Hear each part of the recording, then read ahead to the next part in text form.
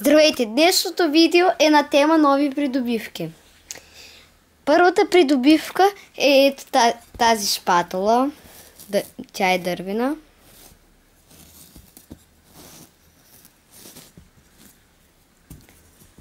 Следващите придобивки са тези моливи. Ето да ги разгледате.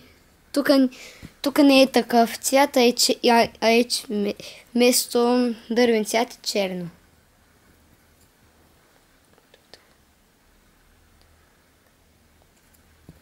Следващият молив е ето този.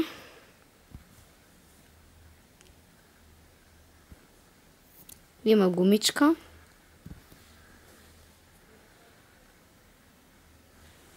И третият молив е ето този. Той е оранжев и на пипане все едно е от гума. Имам много разнообразни цветове. Аз последно си закупих ето този. Следващата придобивка е ето този миньон, който свети. Тази шпатула е закупена от Трявна, да ви кажа. Извинете. Този миньон също е закупен от Трявна. Ето тук да му видите всичките цветове.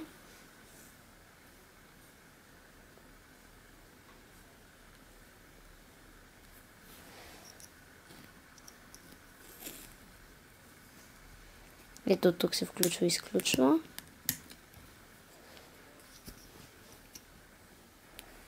И последната придобивка е ето това хаванче за чесън. Ето тук се слага и ето така се чука. Който също е, това също е закупено от Трявна. И надявам се да ви е харесало. До скоро!